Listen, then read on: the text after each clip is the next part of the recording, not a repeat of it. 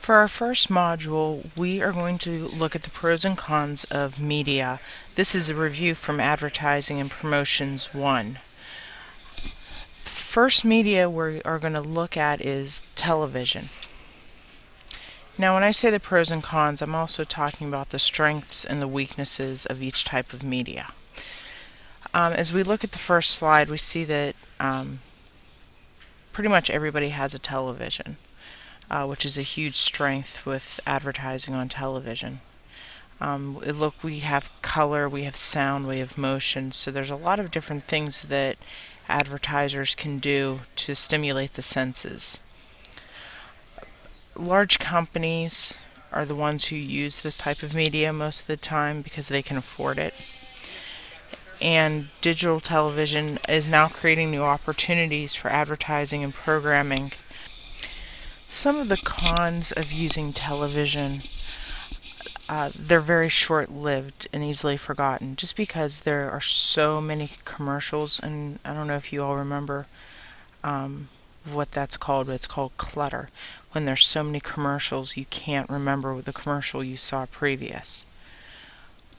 There's so many different types of people who might watch one type of show, so you never know exactly what target market is watching that show to a certain degree. Think about like a football game and how many different people might watch a football game from all different types of incomes.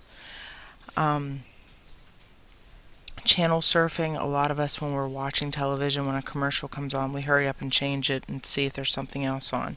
Also, DVRs are also a huge impact because we can video or we can record our favorite shows and just skip through all the commercials. Using radio. You can target your markets much better because you know exactly, you have more demographics of who's listening to what radio stations. When people are actually out driving, they're closer to the products that are being advertised. So that's the second bullet point, mobile medium going with listeners into the marketplace. So as you're driving and you hear a commercial for Wendy's, most likely there's a Wendy's nearby. This is a pretty low cost media that advertisers can use. There's not a lot of lead time on it, and you can give a script to a DJ and they can read the commercial right then and there. Build personal relationships with audiences. Think about some of your favorite radio stations you listen to and how you feel about those DJs. So if they say that a product's really good, most likely you're going to go ahead and buy that product. Alright, cons. All you're doing when you hear an advertisement is hearing it, so you're losing the visual aspect of the media. A lot of people might get in their cars, and now that we have satellite radio, a lot of those stations don't have commercials, so you're losing a big audience right there. As well as if people are listening to their iPods in the car, or if they have a CD and things like that. Next type of media we're looking at is newspapers. Most of the people who read newspapers are 35 or older, and it's also an upscale audience. When we say upscale, we're talking about people who have a higher income level.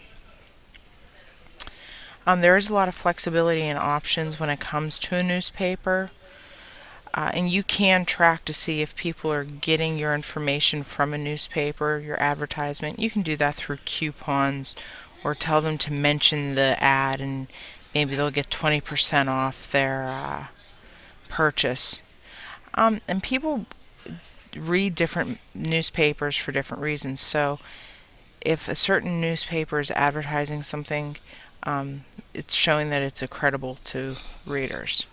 When we look at the cons of newspapers, there's a high ratio of advertising content to the news content, meaning that there's more advertising sometimes than there is actual news information. which means that there could be clutter. A lot of people don't have time to sit down and read a newspaper from cover to cover. There's a lot of skimming going on, so that's when it says average read time is less than 30 minutes. People just don't spend a lot of time reading. Newspaper circulation has fallen, and that has a lot to do with the internet. The people would rather go to work, sit on their computer, and read the newspaper from the newspaper's website opposed to actually having a paper in their hand. And it's also starting to cost more because circulation has dropped. Next media we are looking at is magazines. We look at the pros of magazines. The number and range specialized magazines provide advertisers access to reach narrowly targeted audiences. Think about people who might have children, and they might have young or newborn children. They might get Parent Magazine, but they get the Parent Magazine for small children versus the Parenting Magazine for teenagers. So you can really focus on people who have young, possibly newborns. Newspaper or magazines are very stimulating when it comes to visuals. You have color opposed to newspapers. You have color and a lot of different aspects. The paper's nicer. You can break it down to regional and demographic editions to enhance target marketing. And a lot of people, magazines are portable, and a lot of times people will keep magazines for a longer period of time than they might keep a newspaper. People tend to give a magazine off to somebody else. So that's the pass along rate. Cons of magazines, it hasn't kept up with the growth, kept up with the increase in ad rates. It is pretty expensive. There's about 50% of your magazine is made up of ads, so that increases the clutter once again. Long deadlines, that means that you really have to plan out when you're going to advertise in magazines. So you can't just put a advertisement into a magazine in the beginning of December and hope that it's posted for a holiday. This is something based on the magazine. It could be 2, 3, 4 months out that you have to have that message in there. Alright, let's look at out-of-home advertising. Remember, out-of-home advertising might be billboards, it could be advertisements on bus stops, anything that's outside of the home. So there's high frequency. That means you might have a billboard in a certain area, and think about all the cars that might drive on that road. It is low cost compared to how many people are actually going to see it. This isn't a good main way of advertising, but it is a good supplemental way of advertising, and it's good for reminder messages. So maybe if you're Wendy's and you might want to have a billboard maybe a couple miles before your actual store to get people interested in, oh yeah, there's a Wendy's up the street. So that's what a reminder message. Cons of out-of-home advertising. Think about it. People are driving past these billboards. They don't have too much time to actually read it, so you can't have detailed messages.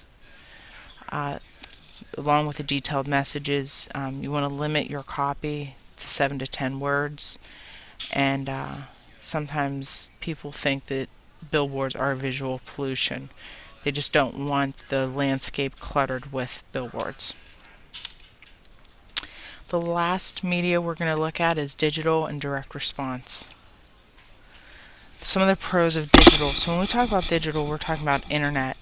They're inexpensive, quick, you can target your market, measurable, easily available, and interactive medium. You can have audio and video capabilities. Think about things that you might see when you're on the computer or searching the internet. It's very flexible. You can change messages quickly to hit the reaction of the market. Cons of digital media, many early failures. Consumers are still reluctant to use the internet for purchasing. People are afraid to use the internet for purchasing because they can't actually touch and feel tangible products. There's also an oversaturation of websites that make clutter and fragmentation major problems. Sometimes there's just way too many advertisements on the websites. So that was a quick little review, and you have this PowerPoint so you can look at it whenever you want to. And if you want to turn the volume off and not listen to me, I completely understand. But hopefully a lot of this is reminding you of what we did in Advertising 1. Thank you.